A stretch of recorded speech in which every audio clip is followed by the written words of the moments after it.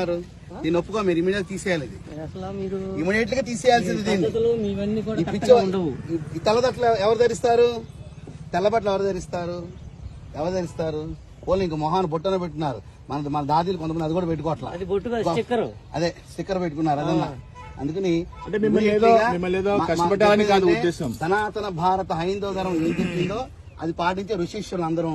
కాబట్టి మీరు ఇప్పుడు భగవంతుడు పుట్టాడు, ఇలా వచ్చాడు, 5000 సంవత్సరాల తర్వాత ఇదంతా సృష్టి అంతా ఉండదు, ఈ పిచ్చి మాటలు మాట్లాడే వ్యవహారం ఉంటే కుదరదు. కాబట్టి మీరు చక్కగా తీసేసుకోవడం మంచిది. శివలింగం పెట్టారు, స్వామిని పక్క పెట్టుకోండి, డబ్బులు వసూలు చేసుకుంటే చేసుకోండి, మాకు అభ్యంతరం లేదు. ఎంత డబ్బు కన్నా వసూలు చేసుకోండి. కానీ ఇక్కడ పిచ్చి స్టోరీ చెప్పి పిచ్చి వ్యవహారం నడిపితే మాత్రం ఖచ్చితంగా ఒప్పుకోమమ్మా. అంటే కాదమ్మా, మీకు తెలుసు సమాజంలో ఎంత వ్యతిరేకత వస్తుందో మీ సంస్థ కూడా తెలుసు. మరి ఏం చేద్దామని ఏంటి పెడతారు? డబ్బులు ఎక్కువ ప్రజలకు వచ్చుగా. యాచకులు బోళ్ళు మంది ఉన్నారు, ఇబ్బందులతో పడి ఉన్నారు. మేమే చేయలేంత ఆర్పాటు, ఇంతమంది స్వాములు వచ్చి ఈ ఆర్పాటాలు ఏంటి, ఇవన్నీ ఏంటి, ఎంత ఖర్చు దీనికి? ఎక్కడి నుంచి వస్తాయి డబ్బులు మీకు? ప్రజల నుంచి ఇస్తారు. దేనికి ఇస్తారు? ఈ ఆర్పాటాల కోసం, సమాజం కోసం పనిచేయమని చెప్పారా? చెప్పండి అమ్మా. ఇప్పుడు మెయిన్ నేను డాక్టర్ నండి. ఓకే, చేశానంటే positive health exhibition, drug addiction, Nasha Mukti Abhiyan. అంటే అందరూ కూడా శివుని ముందు ప్రతిజ్ఞ చేయడం ఇప్పటి నుంచి మేము అంటే దుర్వ్యసనాల నుండి, దుష్ప్రభావాల నుండి దూరంగా ఉంటాం. పుష్కర స్నానం చేశారమ్మా? చేశారు. మీరు మాత్రం దయచేసి మేము వాళ్ళు ఇక్కడ ఉంటారు.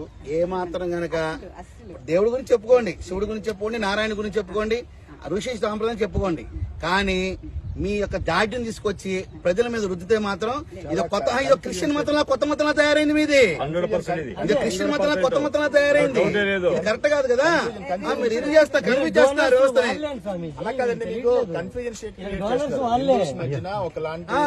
సంప్రదాయం తీసుకెళ్తా ఉన్నారు. ఎందుకంటే మేమేమో వేదాస్ ప్రామాణికంగా తీసుకుని చెప్తా ఉన్నాము, మీరేమో ఏదో మీ స్టోరీ లేదు చెప్తా ఉన్నారు. దానికి ఏమో వేద ప్రమాణం ఉండదు, ఏమీ ఉండదు, మీరు ఏదో చెప్పుకుంటా ఉన్నారు. దానివల్ల ఏంటంటే హిందూస్ లో ఇప్పటికే చాలా సాంప్రదాయస్ వల్ల డీవియేషన్స్ ఉన్నాయి. మళ్ళీ మీరు వచ్చి బ్రెయిన్ లోకి ఎక్కిస్తే ఉన్నది కూడా ఊడిపోయి వాళ్ళు.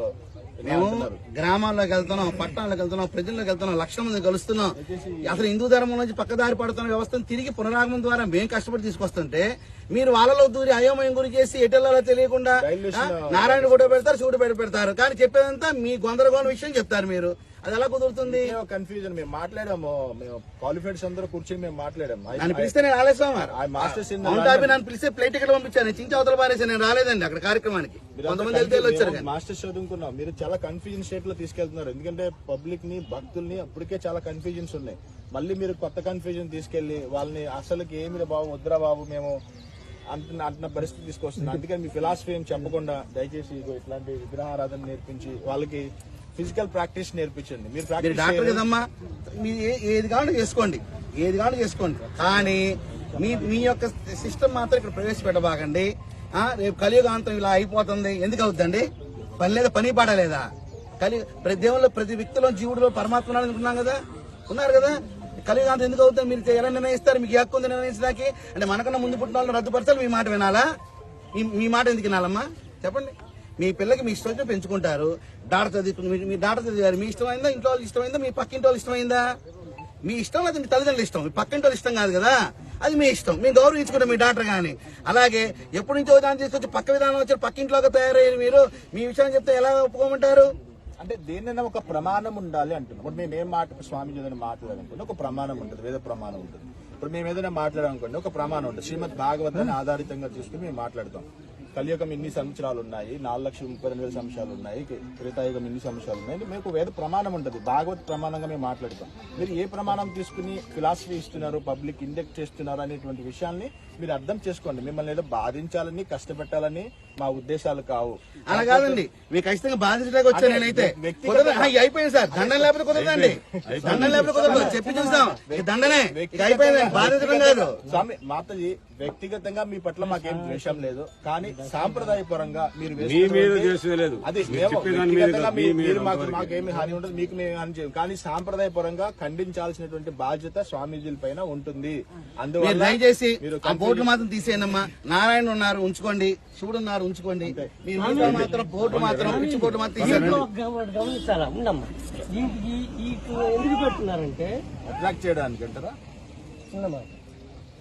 హైందవ సంప్రదాయం దేవతలను ఎందుకు పెడుతున్నారంటే క్రైస్తవులు పెడితే క్రైస్తవులే వస్తారు, వాళ్ళని మోటివేట్ చేసి మార్చేది ఏం లేదు, ఆల్రెడీ మారి ఉన్నారు వాళ్ళు. ఈ పెడితే మనలాంటి వాళ్ళు వస్తారు. మన వాళ్ళని మార్చడానికి ఇది ఒక తంతు వీళ్ళు వేసిన మా దేవుని నుంచి మిగతా తీసేయండి. వీళ్ళు వేసినటువంటి మళ్ళీ ఉంచితే మొత్తం బాగుపడదాం, మొత్తం తీసేస్తాం. నిమిషాలు మొత్తం బాగుంటారు. మనిషి వస్తారమ్మా